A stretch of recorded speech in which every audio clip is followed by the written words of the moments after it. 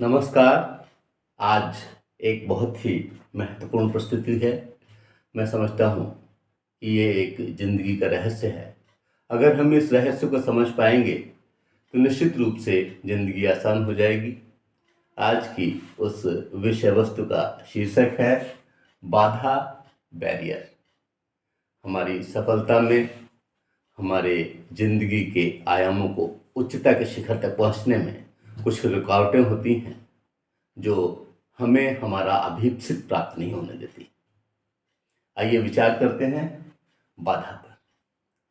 जिंदगी जिंदा दिली का नाम है। जिंदगी जिंदा दिली का नाम है। मुर्दा दिल क्या खाक दिया करते हैं। साथियों, जीवन में उतार चढ़ाव, ऊंच नीच, उठना गिरना, खुशी गम, विश्वास धोखा, दिन रात, उजाला अंधेरा आता ही रहता है। इन समस्त सामयिक प्रक्रियाओं में परेशानियां, बाधाएं हमें विचलित कर सकती हैं। हमारा जीवन, हमारा आत्मबल ही हमें निजात दिला सकता है। कोई बाहर की ताकत नहीं होगी, हमारा खुद का जीवन होगा, हमारा खुद का आत्मबल होगा। हमें समय रहते बाधा निवारण के उपाय करने होते हैं, अन्यथा हाथ मलने के सिवा कुछ भी शेष नहीं बचता।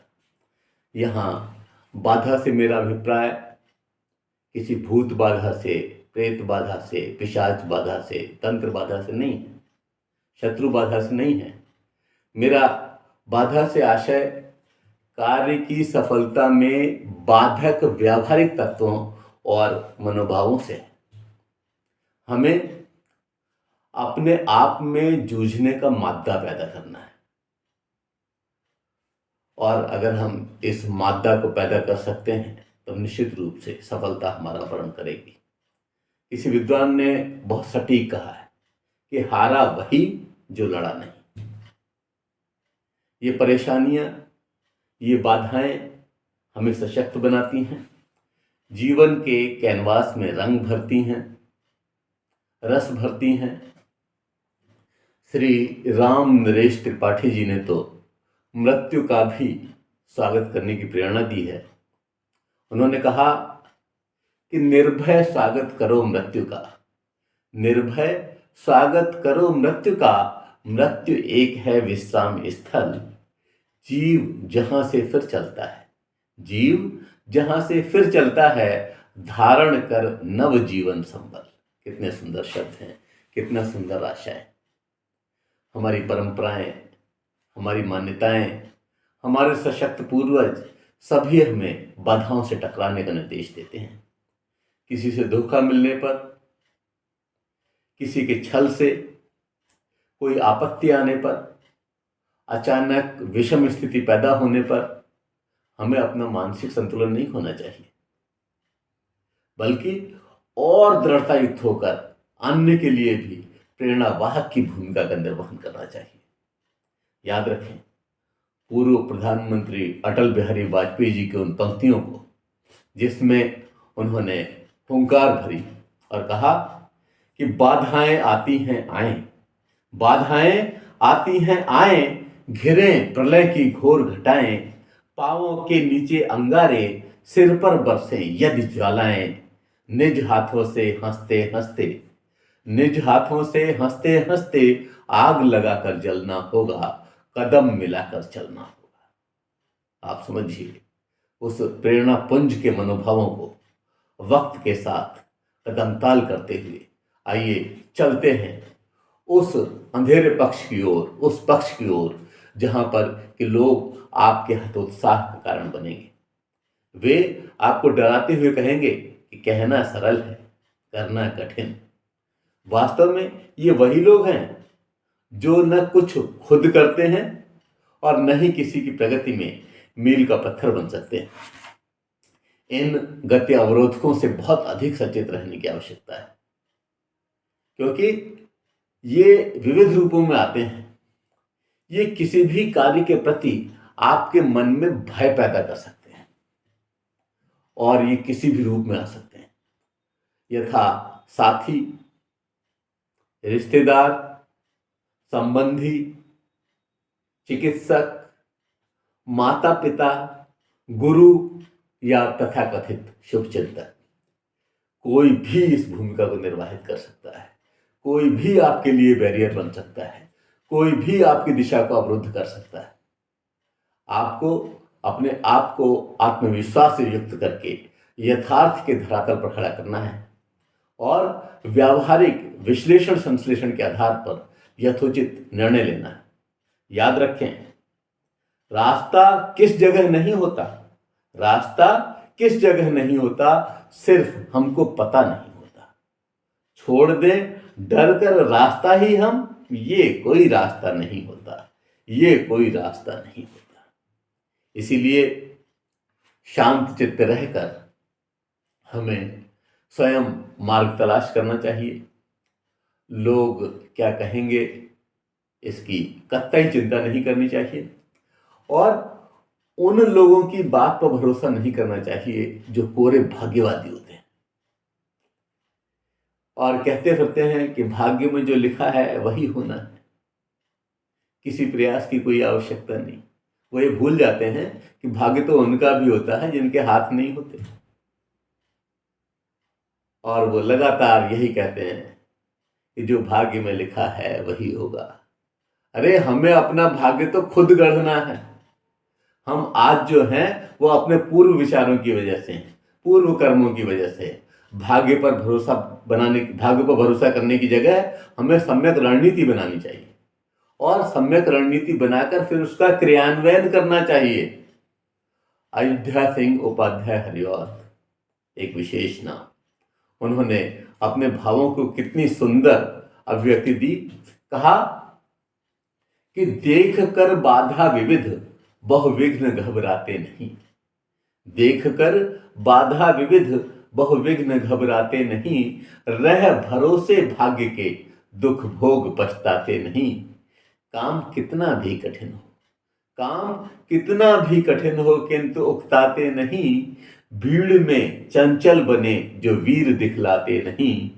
हो गए एक आन में, हो गए एक आन में उनके बुरे दिन भी भले, हो गए एक आन में उनके बुरे दिन भी भले। सब जगह सब काल में वे ही मिले फूले फले। जिन्होंने दृढ़ निश्चय किया, जिन्होंने दृढ़ संकल्प किया, जिन्होंने आगे बढ़ने के हौसला रखा, वही हर जगह फूले फले मिले।